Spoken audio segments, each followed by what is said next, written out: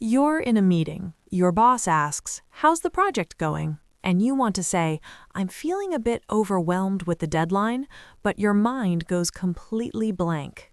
Or you're texting a friend and you type, "I'm fine" for the 10th time this week, even though you're not fine.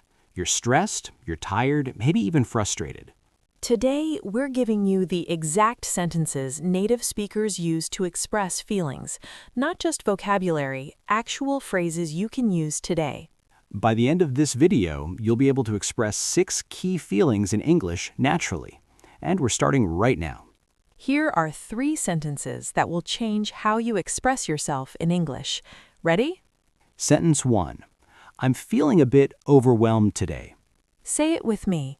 I'm feeling a bit overwhelmed today. Sentence 2. I'm stressed because I have too much on my plate. I'm stressed because I have too much on my plate. And sentence 3. I'm relieved it's finally over. I'm relieved it's finally over.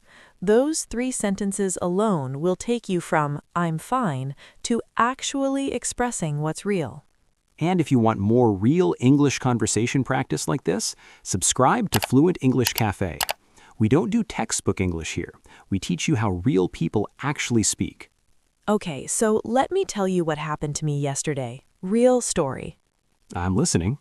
I woke up at 6 a.m. I checked my phone, 15 work emails. My boss wanted a report by noon. I hadn't even started it yet. Oh no. My friend texted asking if we're still meeting for lunch, and I completely forgot I promised to call my mom. So what did you feel? I felt overwhelmed, not stressed yet, overwhelmed. There's a difference. What's the difference? Stressed is when you have a lot to do, but you think you can handle it. Overwhelmed is when you have so much that you don't even know where to start. Your brain just freezes. Exactly. So if someone asked me, "How are you?" at that moment, I could have said 2 things. What? The fake answer, "I'm fine, thanks." Or the real answer, "Honestly, I'm feeling really overwhelmed right now." And which one builds real connection? The real one. Always the real one. So viewers, pause for 2 seconds. Think about your day today. Are you overwhelmed or are you stressed? There's a difference. If you're overwhelmed, you say, "I'm feeling overwhelmed. I have too many things happening at once."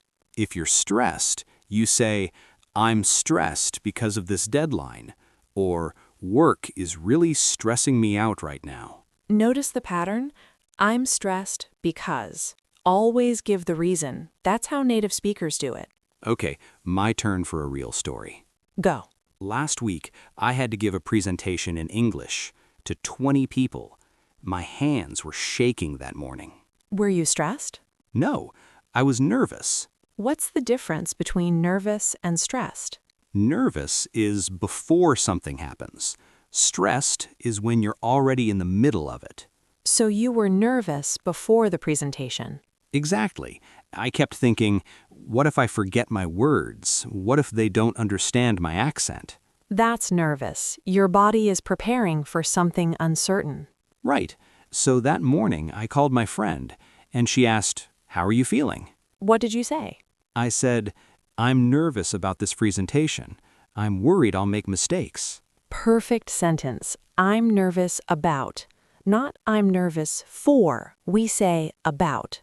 And you know what she said? What? She said, "It's okay to be nervous. Nervous means you care." I love that. And it actually helped because I realized nervous isn't bad. It just means it matters to me. So, viewers, here's your phrase. I'm nervous about. What are you nervous about this week? A meeting? Speaking English with someone new? A phone call? Say it out loud right now. I'm nervous about fill in the blank. Seriously, say it. Your mouth needs to practice the shape of these words. Okay, so Anna gave her presentation. I gave mine. Now let's talk about what happens after. The feeling you get when something difficult finally ends. Relieved.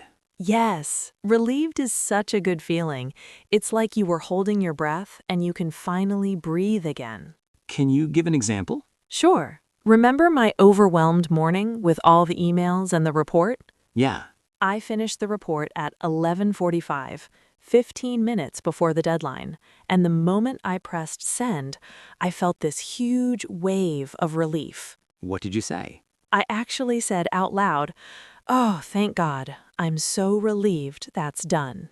I'm relieved that's done. That's the phrase. Or you can say, "I'm relieved it's over." What a relief. That's such a relief. So many ways to say it, but they all mean the same thing. Something hard has ended and you feel lighter. Tony, when was the last time you felt relieved? Honestly, after that presentation I told you about. Right. The moment I finished talking and people started clapping, I felt so relieved. My whole body relaxed. Did you say it out loud? I did.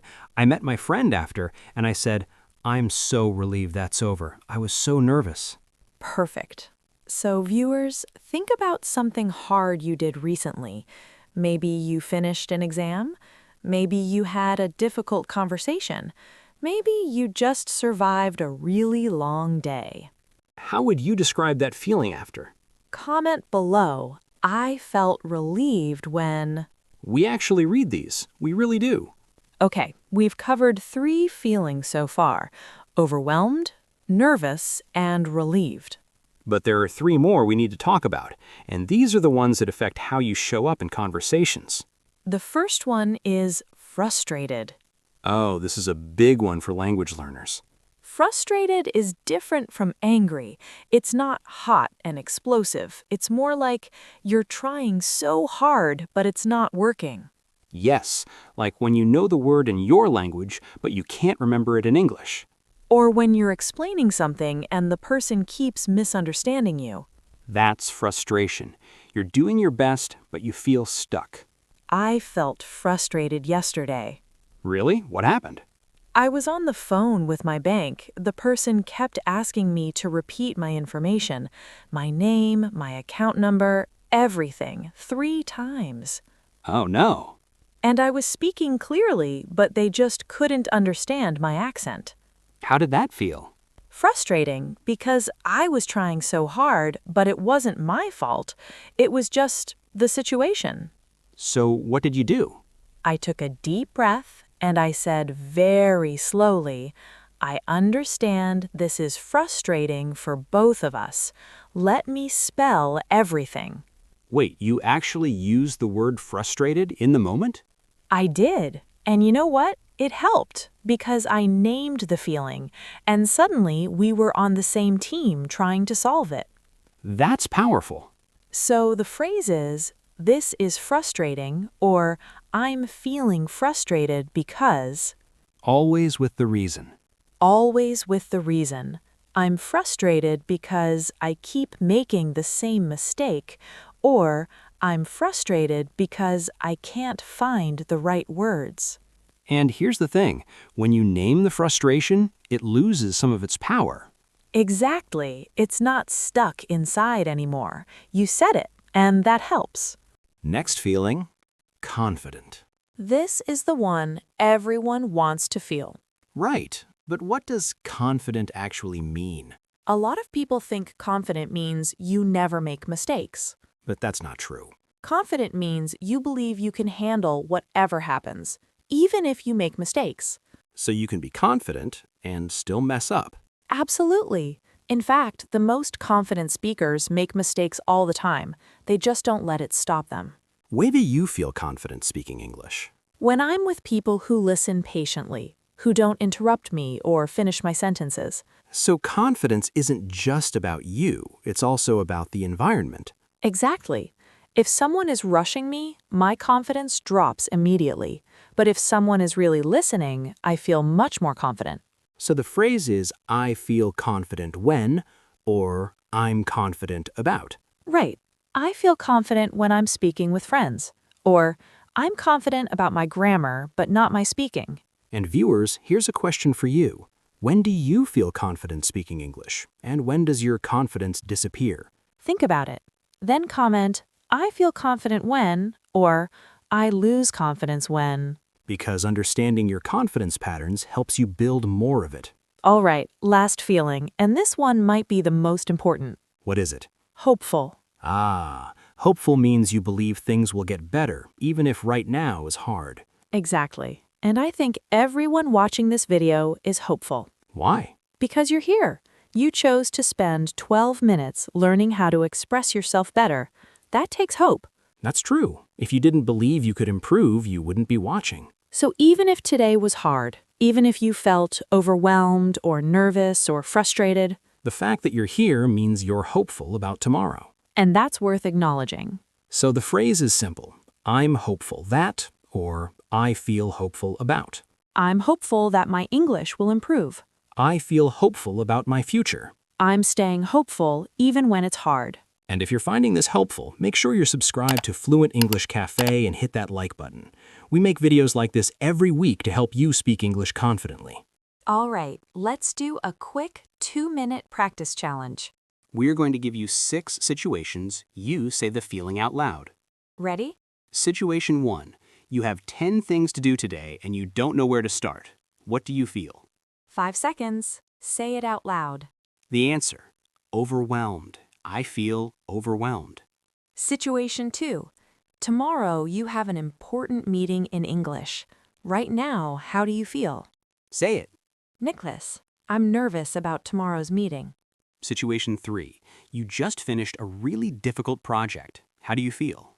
Say it out loud. Relieved. I'm so relieved it's over. Situation 4. You're trying to explain something in English, but the person keeps misunderstanding you. What do you feel? Say it. Frustrated. I'm feeling frustrated because they don't understand me. Situation 5. You're speaking with a kind friend who listens patiently. How do you feel? Say it. Confident. I feel confident when I'm with supportive people. And situation 6. You believe your English will get better with practice. What do you feel? Say it out loud. Hopeful. I'm hopeful about my progress. How did that feel? If you said all 6 out loud, your brain just practiced 6 different feeling patterns. And that's how you build speaking confidence, not by reading, by doing. Okay, here's your homework. Not real homework, just one simple thing. Today, before you go to sleep, finish this sentence. Today, I felt blank because blank. Write it in the comments, or say it out loud to yourself, or text it to a friend. Just finish that sentence once. Today, I felt blank because blank. Because when you name your feelings, you take control of them.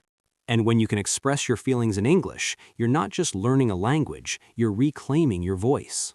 That's the whole point of Fluent English Café. We don't just teach words, we help you express who you really are. So if this video helped you, subscribe so you don't miss the next one, and hit that like button. It actually helps us reach more learners like you.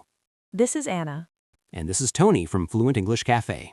Remember, overwhelmed, nervous, relieved, frustrated, confident, hopeful. 6 feelings, 6 ways to stop saying I'm fine and start saying what's real. Thanks for being here. Keep practicing. You're doing better than you think.